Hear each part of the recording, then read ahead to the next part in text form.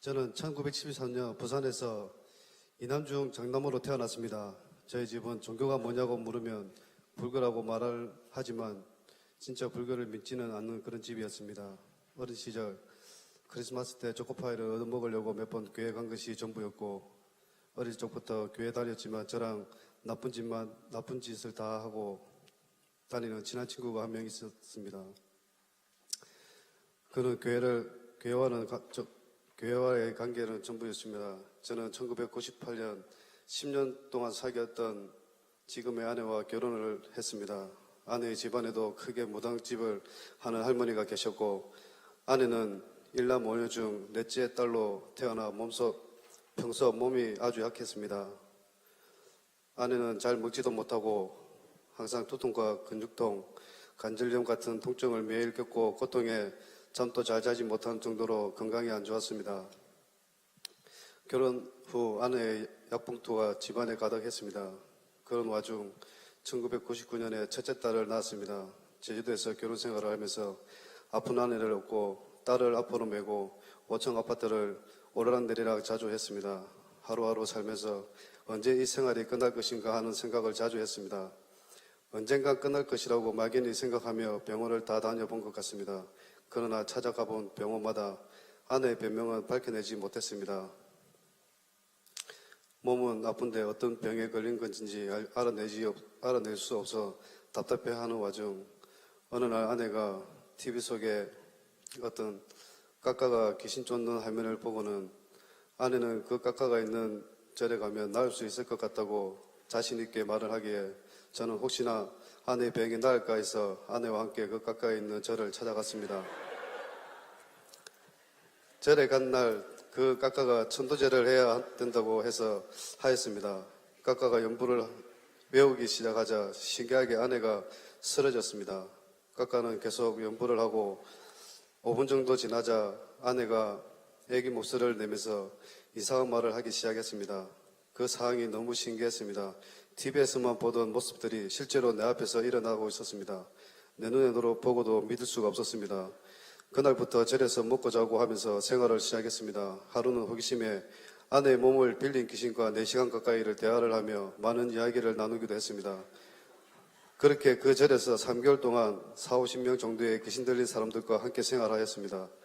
아내는 귀신 쫓는다고 하는 그 까까가 시키는 대로 하다 손톱 발톱 다 빠지고 육체적인 고통을 엄청 당하면서 모든 것을 참아내고도 아무런 효과를 보지 못하였습니다. 함께 있던 사람 중 한 명이 TV에서 또 나온 용한 법사가 있다며 그 법사한테 가자고 하여 그 절에서 나와 그 법사에게로 갔습니다. 법사는 까까랑은 다른 분류인데 무당이랑 비슷한 종류라고 보시면 됩니다. 어쨌든 그 법사도 마찬가지였습니다. 내 눈에는 이미 그 법사도 사기꾼으로 보였습니다. 아픈 아내를 어떻게든 병을 고쳐보고 싶은 마음에 그 법사를 만나려고 부천에서 동대문까지 오가며 또 석 달을 허송세월을 했습니다. 6개월 동안 까까와 법사에게 헛되게 시간을 쓰고 딸을 잠시 맡겨둔 부산 처가집으로 갔었습니다. 딸을 맡아줄 것을 부탁하며 필요할 때 쓰라고 내 신용카드와 아내 신용카드를 하나씩 처형에게 주었습니다. 딸을 데리고 제주도 집에 도착했을 때 카드 회사에서 날라온 명사스를 보는 순간 말문이 막히는 일이 벌어졌습니다. 처형 부부는 아내와 제 이름으로 된 신용카드로 카드값 및 카드 대출 등을 받아 2억의 채무를 발생시킨 것이었습니다. 저는 얼마 되지 않아 신용불량자가 되어버렸고 약 2년의 시간 동안 빚독촉에 시달리며 돈을 아무리 벌어 갚아도 이자밖에 갚지 못하는 상황이 되었습니다. 그 와중에 둘째 아이가 태어났고 아내는 여전히 아팠습니다. 그러던 어느 날 힘든 삶에 지친 아내는 저와 헤어지자고 하며 갑자기 처가댁으로 갔습니다. 결국 저와 아내는 이혼하게 되었고 그리고 시간이 지나 다른 여자를 만났습니다. 그런데 신기하게도 그 여자와 커피를 마시고 있었을 때 갑자기 나 아직 우리 집사람 사랑하니까 다시 돌아가야겠다고 말을 했습니다. 그리고 다시 아내에게로 돌아갔고 아내는 다시 맞아주었습니다. 그러나 경제적으로 어려운 상황에 아내의 병 문제는 여전히 그대로 있었습니다. 어느 날 아내에게 우리 이렇게 살아서 뭐 하냐 그냥 애들 먼저 죽이고 우리 뒤따라가자고 말을 했습니다. 아내도 이미 수년을 변명을 알지도 못하는 병에 시달리기에 죽음에 대해서 두려워하지 않았습니다. 그래서 아내와 합의하에 아침이 되면 동네 약국에서 수면제를 모조리 사서 아이들을 먼저 먹이고 아내와 저도 먹고 죽기로 작정하였습니다. 그런데 신기하게도 그럴 의도가 전혀 없었는데 그날 저녁 아내와 이런저런 얘기를 하며 저는 밤을 거의 새웠고 새벽 무렵 잠에 들었습니다. 제가 잠든 사이에 아내는 제 친구의 아내에게 전화를 해 우리가 약 먹고 자살하기로 작정한 것을 얘기했고 제 친구의 아내는 자기가 다니던 교회 부모사님과 교우들에게 우리를 도와달라고 얘기를 전하였습니다. 그날 새벽 제 인생에 처음으로 하나님의 역사가 시작되었습니다. 그날 아침 제 친구 아내에게 소식을 들은 교회 부모사님과 교우들이 새벽 기도를 마치고 저희 집으로 들이닥쳤습니다. 이분들은 오자마자 아내를 주황에 놓고 기도하고 찬양하며 귀신을 쫓고 난리가 났습니다. 저는 자다 갑자기 들이닥친 사람들 때문에 놀래 잠에서 깨었고 아내는 귀신이 드러나 눈동자가 완전히 뒤집혔고 닥치는 대로 사람을 물어뜯으려고 했었고 개성을 지르며 성경책을 찢어버렸습니다. 저는 기도하는 것도 찬양하는 것도 들어본 적이 없어 사람들이 뭘 하고 있는지 알지도 못하고 새벽에 집에 들이닥쳐 소동을 피우고 있는 그분들에게 화를 내며 두 번 다시 오지 말라고 다 쫓아버렸습니다. 그러나 그분들은 내 말에 아랑곳하지 않고 하루 최소 40분 정도의 밤낮 할 것 없이 저희 집에 와서 찬양하며 기도하고 귀신 쫓기를 계속하였습니다. 그렇게 10일쯤 지났을 때 내 마음속에 교회라는 곳에 가면 아내를 살릴 수 있겠다는 생각이 강하게 들었습니다. 저는 아내에게 믿져야 본전인데 교회라는 곳에 한번 가보고 우리 가정 죽느냐 사느냐 다시 생각해보자고 그 주일에 처음으로 친구 아내의 인도를 받아 저희 가족이 교회를 가게 되었습니다. 예배당 안으로 들어서는 순간 나는 깜짝 놀랐습니다. 강단에 서 계시는 목사님 주위에서 세상에서는 볼 수 없는 빛이 나오는 것을 보았고 성가대에서 찬양하는 분들을 마치 하나님 앞에서 찬양 드리는 천사처럼 보였습니다. 얼마나 아름다운 광경인지 말로 표현이 안 되었습니다. 처음으로 교회 간 날, 그날 저희 부부는 예배당 맨 앞줄로 인도함을 받았고 목사님께서는 우리의 위급한 상황을 알고 전 교인에게 함께 기도해달라고 했습니다. 예배가 시작되었고 도무지 내가 왜 우는지 알 수 없는 눈물이 하염없이 흘렀습니다. 교회를 다녀본 적도 예수님에 대해 들어본 적도 거의 없는 내가 그 순간 무엇인지 모르지만 누군가가 날 사랑하고 있다는 것을 느꼈습니다. 아내를 보니 아내도 하염없이 눈물을 흘리고 있었습니다. 우리는 예배 내내 울면서 예배를 드렸고 집으로 돌아갔을 때는 죽고 싶다는 생각이 거짓말처럼 사라져 버렸습니다. 그리고 그 후 예배를 드릴 때마다 눈물로 예배를 드렸습니다. 얼마 후 성령을 받고 방언을 말하기를 시작하며 방언이 터진 후 일주일 내내 방언을 말하였고 입에서 계속 방언만 나와 사람들과 대화를 할 수가 없었습니다. 일주일 동안 방언만 하고 나니 산을 옮길 수 있을 것 같은 마음이 생겨 예수님의 이름으로 명하노니 이 산은 저 산으로 옮겨질지어다 하고 많이 외쳤습니다. 그런데 산은 꼼짝도 하지 않았습니다. 산은 옮겨지지 않았지만 내 안의 충만함은 하늘을 찌르듯 했습니다.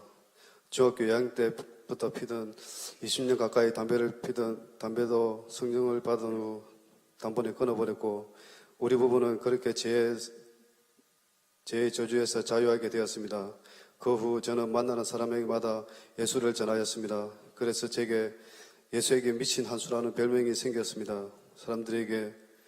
사람들이 제게 예수에게 미쳐도 단단히 미쳤구나 라고 할 때마다 기분이 좋았고 하나님께 감사했습니다. 저는 장손이라 명절에 집에 가면 맨 앞줄에서 절을 하는데 성령을 받은 후에 첫 추석에 제사상 맨 앞에 앉아 무릎을 꿇고 기도했습니다.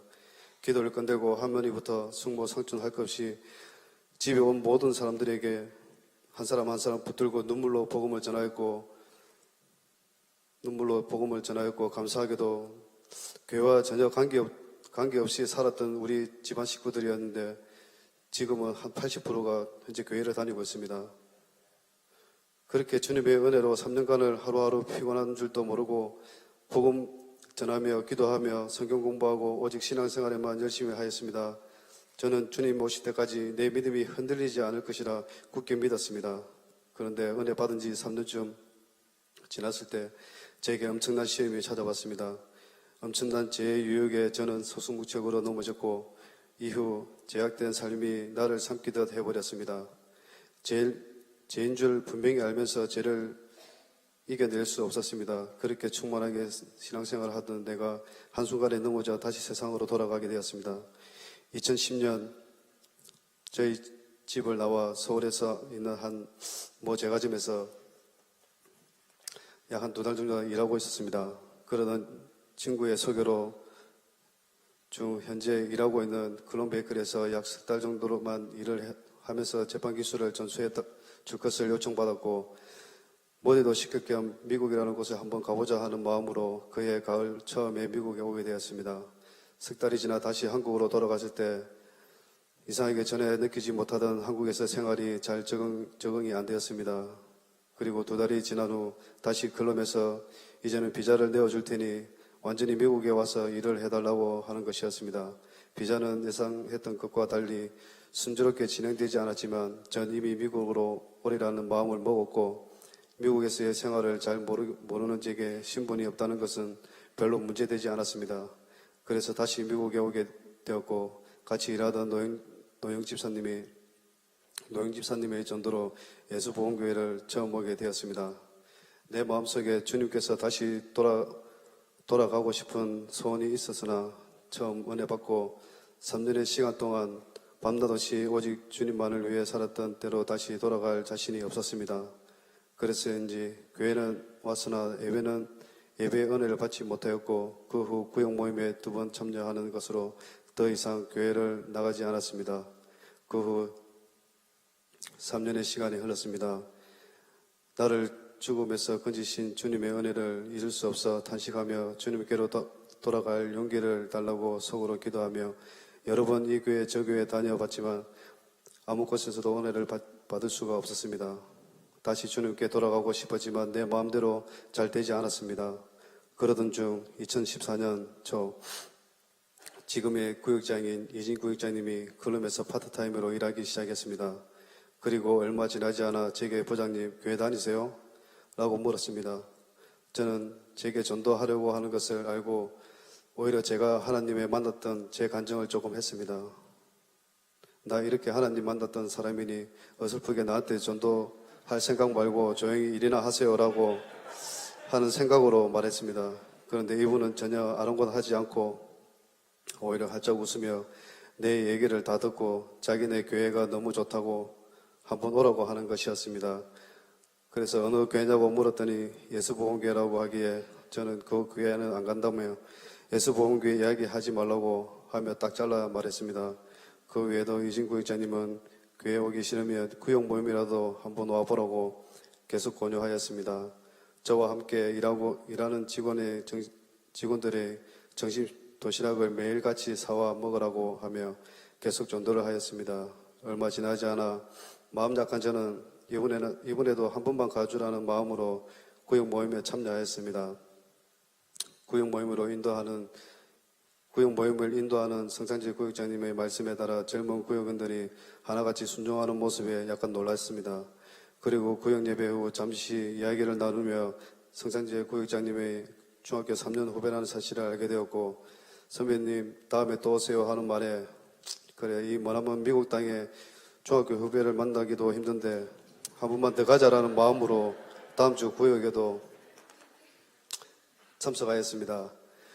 그 구역 모임이 끝나고 구역 식구들이 하나같이 누구는 며칠 금식, 누구는 오늘은 누구 금식, 내일은 누구 또 전부 배낭을 들고 교회에 들어간다고 하질 않나. 그렇게 몇 번 구역 모임을 참석하는 동안 이 사람들이랑 같이 신앙생활을 하면 다시 주님 만날 수 있겠다는 용기가 생겼습니다. 그리고 몇 달을 구역 모임만 참석하고 있던 도중 그 당시에는 주일에 일을 했었습니다. 이준 구역장님께서 교회에 가자고 했습니다. 3박 4일 동안 기도하고 말씀 듣고 하는 곳이라고 말하기에 저는 마음속으로 나는 무조건 갈 거야 라고 다짐했습니다. 그런데 막상 누구에게도 조에 가겠다고 말하지 않았고 가게 사장님에게도 가기 전날까지 말하고 있지 않다. 마지막 순간에 나 이렇게 살다 죽을 수 없다. 나 다시 하나님 만나야 된다. 3박 4일만 휴가 달라고 말했습니다.